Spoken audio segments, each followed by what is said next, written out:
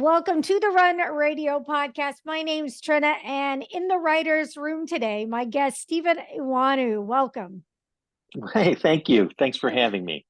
I hope I got kind of close on the last You name. did. You did really well. Thank you. Okay, so thanks for being here. I'm looking at your bio now. It's like you've got a lot going on. How long have you been writing for? Um, well, I've been probably writing about almost 40 years, but only successfully for about the last 8 or 9. There's always that success part that some of us don't even worry about. Yeah. So, yeah, I've been doing it a long time since college.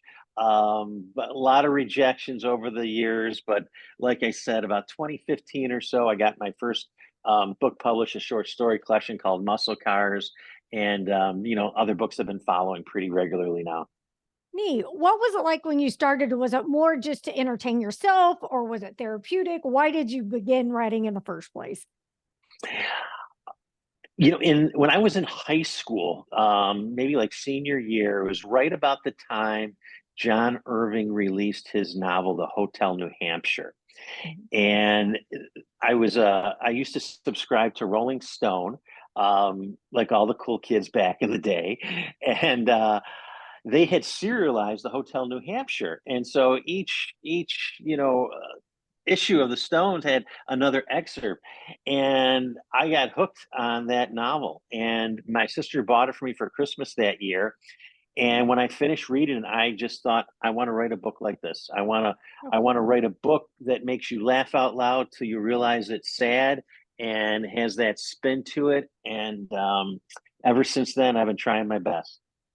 What was it like for you to start doing that? Because I can only imagine. I always think for me, it's usually something either kid related or nonfiction. But when you start to add all these characters and storyline in, what were you overwhelmed or did you have a pretty good grasp on it going in? Oh no. It took Just me went 30 for years. it. It took me 30 years to figure it out, to be honest with you. Yeah. I went and had got my master's and in creative writing from Miami University, and I was trying to write on my own, mostly writing in seclusion. I didn't have like a support network to share work with, which looking back now was a huge detriment to my development.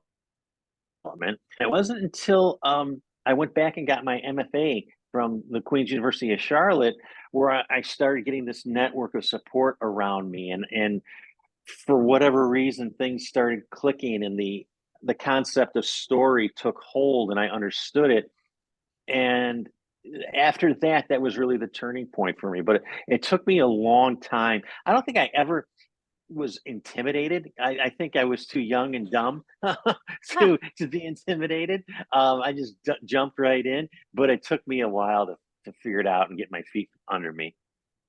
What's your personal writing process like? Do you dedicate a block of time, a block of days, or do you just write things as they come to you?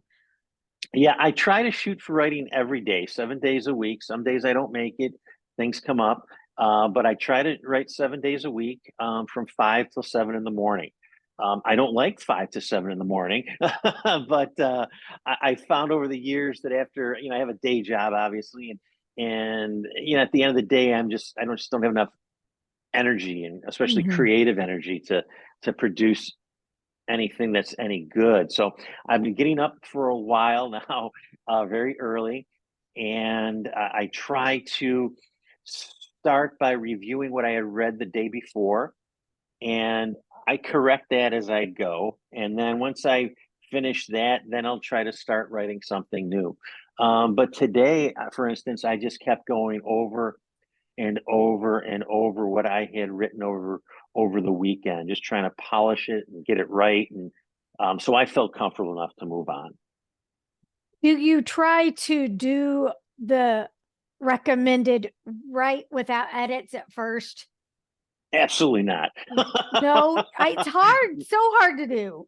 No, I've never written that way. Um, it makes me very nervous just thinking about that. My OCD or whatever kicks in, and Yeah, I can't leave that sentence until I whipped it into shape. Um, so yeah, I don't write like that. I don't try to get Okay. it all down and fix it later. I just, like I said, I'll go over a sentence or a paragraph over and over and over again. And people said, well, you don't make progress that way. And you do. It kind of grows organically. And some days, there's more words that are produced than others, and then I'll go back and polish them. But over time, it does expand. So I'm a firm believer, shooting to write every day, 365 days a week.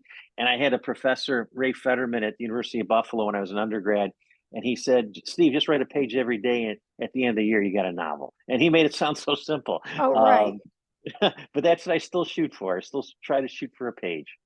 That's great. Now let's talk a little bit about the publishing world for you, the whole, what you thought about doing, what you ended up doing, what you aspire to do when it comes to publishing.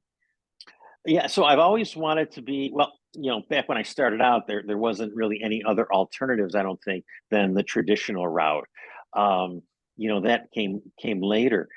So I've always been, my goal had always been to be traditionally published. Um, and I stuck to that.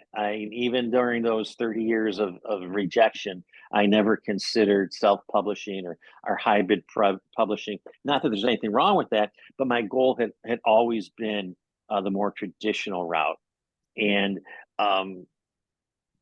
with Muscle Cars, my short story collection, that kind of opened the door for me when that was published by SFWP out of Maryland. And since then, I've just been writing, and they're publishing the novel that comes out in October, as well as the novel that's coming out in 2025.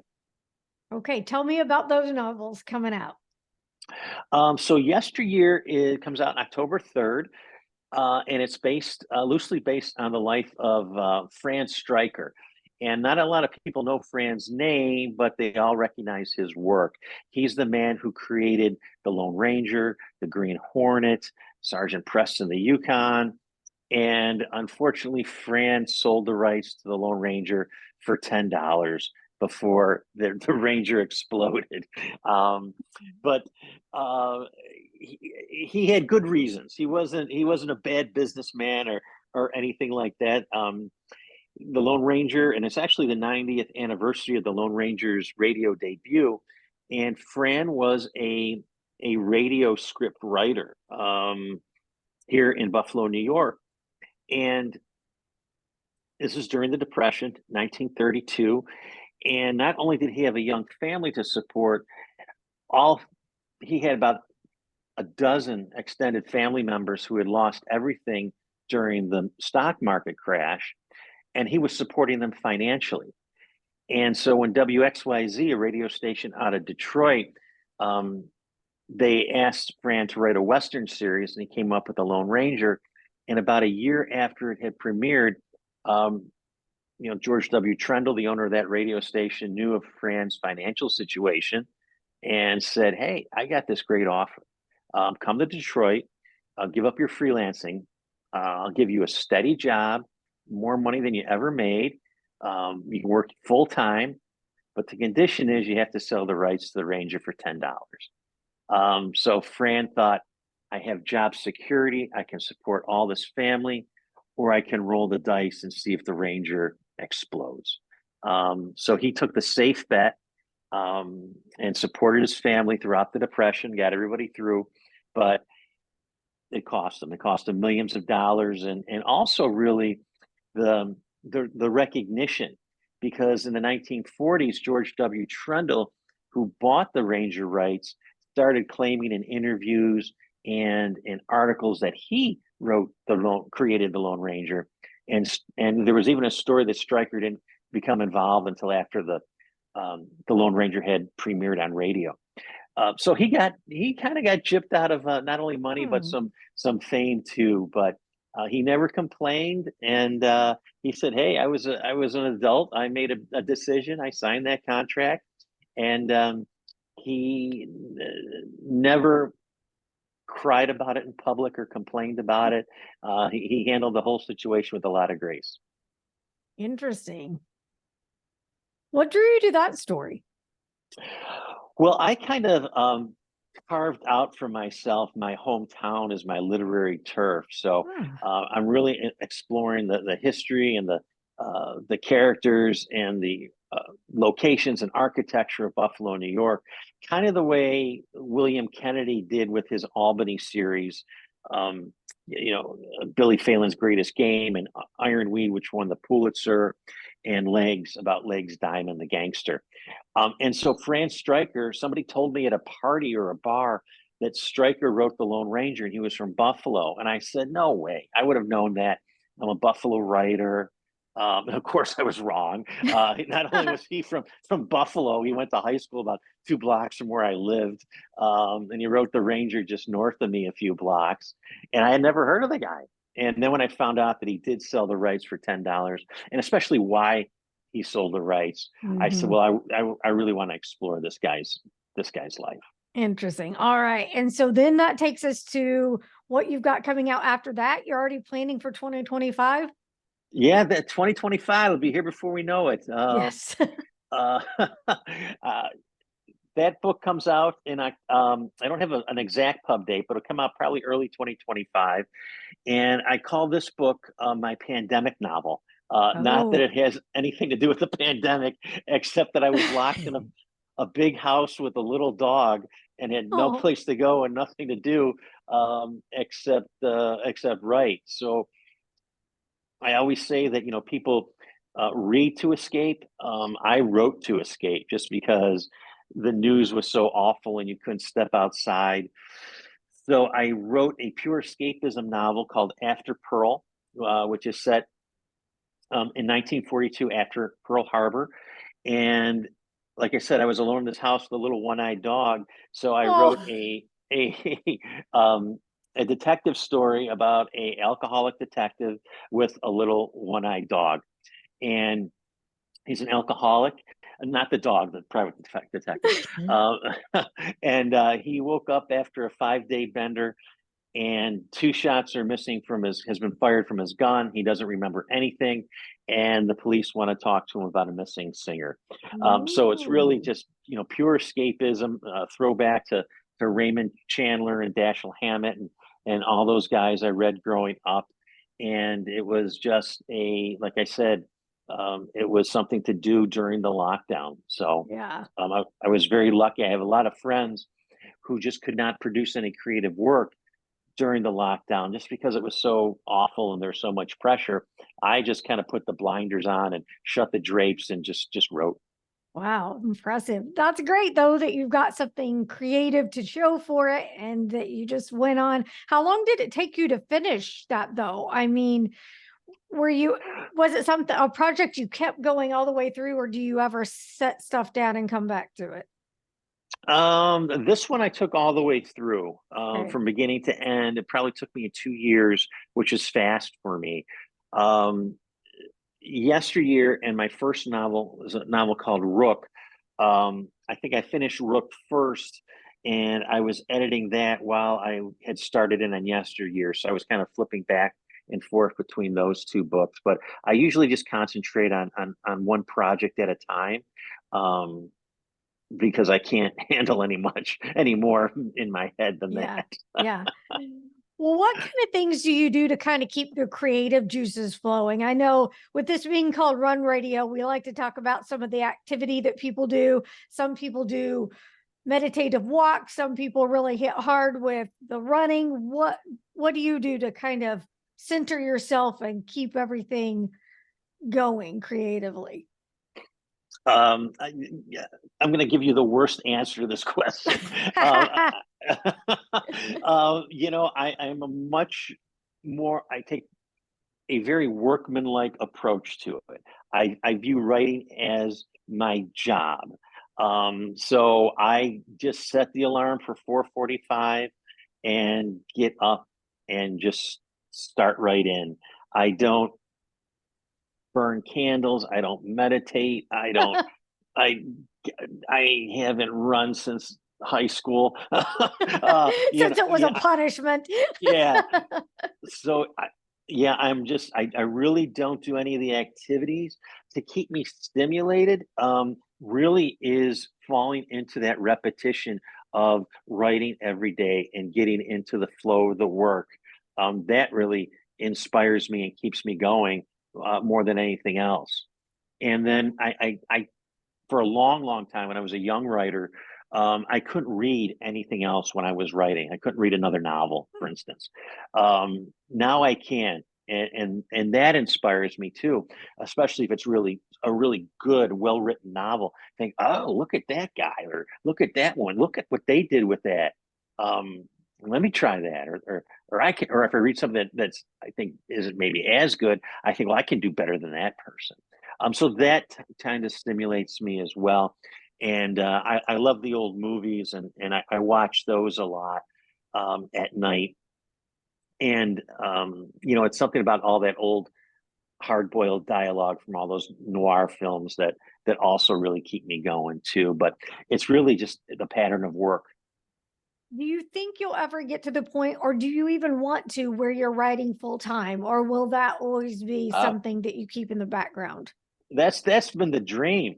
Yeah, Yeah, yeah, I haven't got there yet, but yes. um, now I'm getting older and thinking about retirement from the job that pays money. Yeah. It could actually become a possibility relatively quickly. Within the next 5 years. So yeah, that's always my goal. I think about that all the time, to be Hmm. honest with you. Um, yeah, I could easily see me doing that. Give some wise words though to people that are in your position where they're doing the job that pays while the passion projects are right now in the background. I think it's important for people to know to keep driving after the dream, even though you've got the daytime job. Yeah, the best advice that I ever heard was from Fred Lebron, who's a fine novelist and head of the creative writing program at the NFA program at Queen's University of Charlotte. And he told the class one day, writing is a game of attrition, don't attrit. And I love that. So that's the first advice, that just don't give up. I mean, took me decades to get here, but I eventually got here. Um, the other bit of advice I would have is just carve out a time.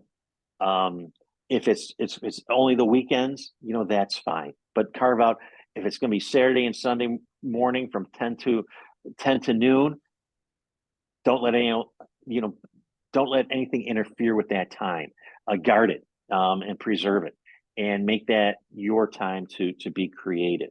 I try to do 5 to 7 in the morning, like I said, and I it's great because the house is quiet, no one's up, no one's emailing me.